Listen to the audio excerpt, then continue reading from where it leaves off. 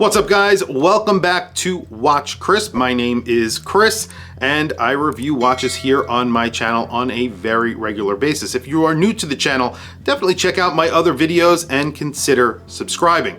Today we're taking a look at MMI. If you guys are familiar with the brand, I have actually featured them here on my channel many times.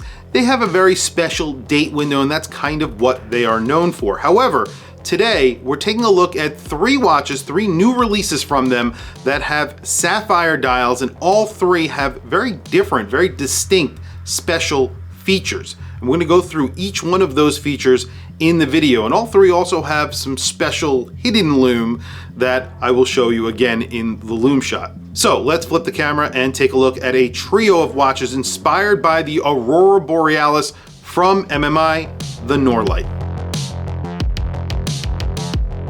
So today I have three dial versions to show you guys of the Norlight from MMI. So the first version that I'm going to show you is this.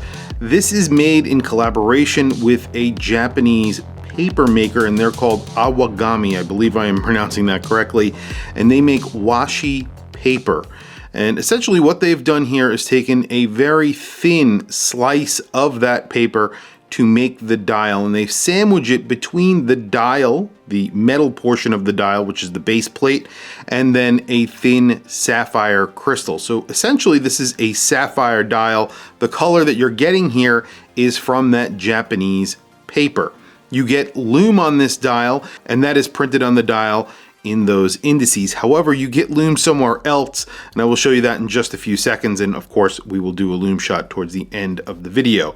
The logo and automatic is basically printed on that sapphire crystal, and then you have segmented fence post dagger hands, and they are segmented and lumed. You have a arrow for a seconds hand, and that is also lumed. So this series is a sapphire dial series. So this is the first version. This is the one with the paper dial, which I think looks really great because it has a slight texture to it, but it's a very slight texture, and it's sort of off-white. They're doing a few different colors using this paper, and it's kind of an interesting concept. However, the second dial in this Norlight series, and all of these watches are inspired by the Northern Lights, is somewhat more in line with their design language.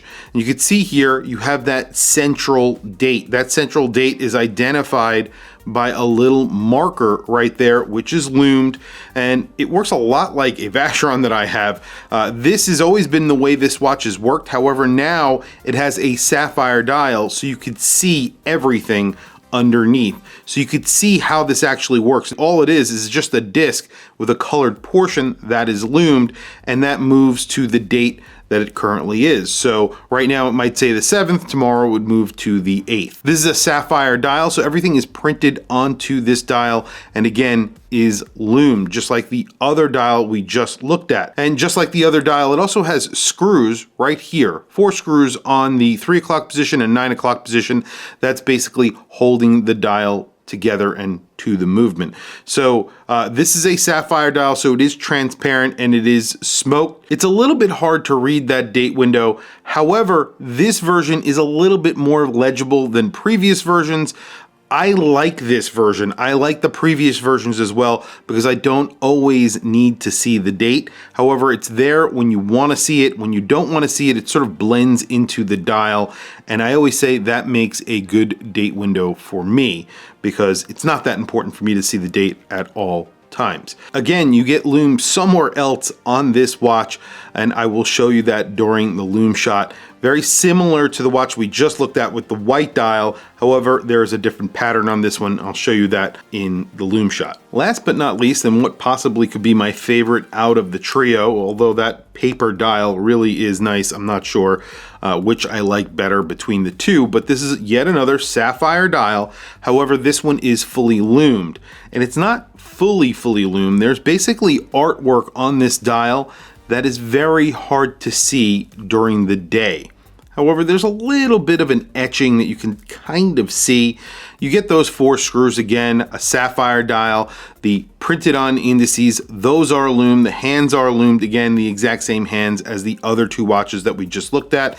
You have the logo and then automatic, again, printed on the dial in black. In this case, it was white on the black dial version and black on the white dial version, but you get the idea. And then this has a little bit of a depiction of those northern lights. However, it's a little bit of a landscape as well. There's some trees, mountain, there's a crescent moon, and then there's a little bit of landscape. It's really beautiful actually, and I'll light this up just so you could see it, how it would actually show up when it is lume, but we're going to do a lume shot in just a second. It also gets lume in a special area as well. These are all powered by Miyota movement. So where there is a date, it's powered by the 9015. Where there is no date, it's powered by the 9039, which of course you guys know I love. I love that they're using a no date version because of course that means that there is no ghost date position.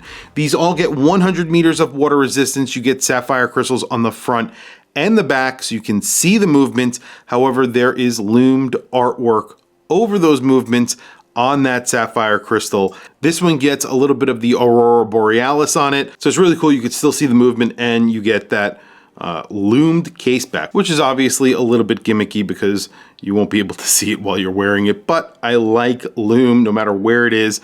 And by the way, these all do get loomed crowns as well, which of course MMI do pretty often on their watches. These are around 39.5 millimeter watches. I measured in around 39.4 millimeters.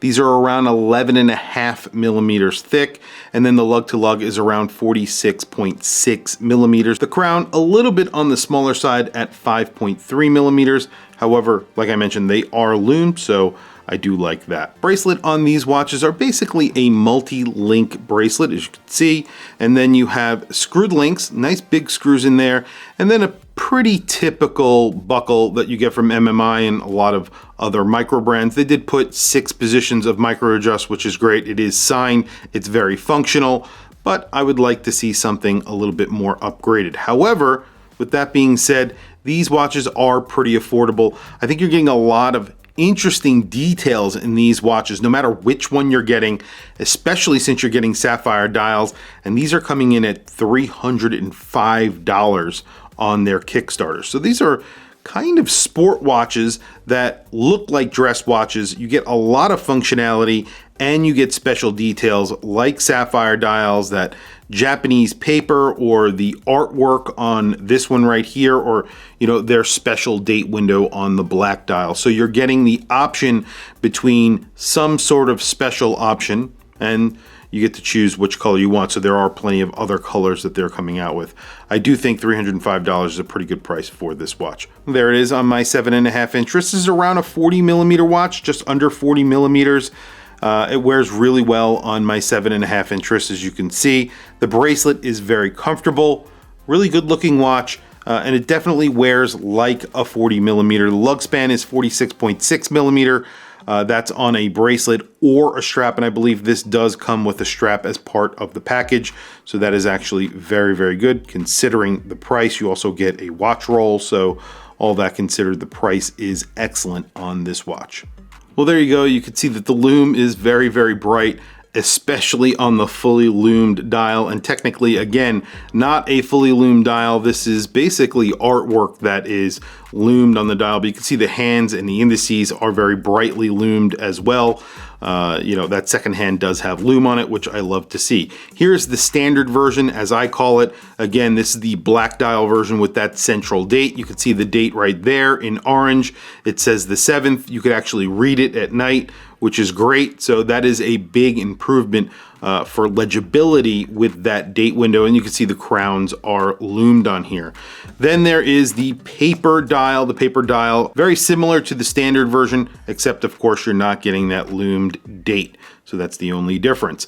All of these do get loomed case backs. This is the Awagami case back. It just has their logo and it says Awagami Factory on here. And then of course the standard version and the version with the Aurora Borealis dial, the one that is fully loomed, get the Aurora Borealis on their case back as well, and that is fully loomed. It's basically the same artwork that is depicted on the dial. So very, very cool that they did that. So it's sort of double loomed.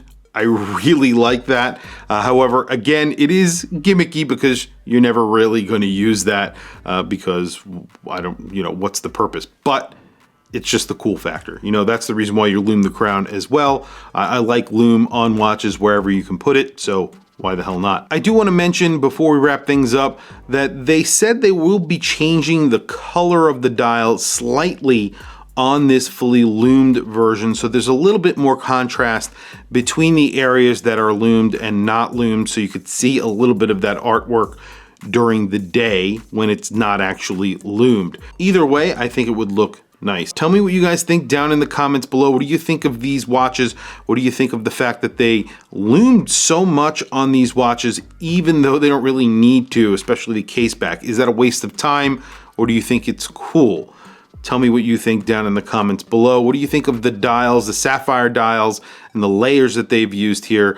Do you think that's interesting? I want to hear from you guys. Please also don't forget to like, subscribe, hit that bell icon. It's super helpful for the channel, and I very much appreciate it. Anyway, guys, thank you for logging on.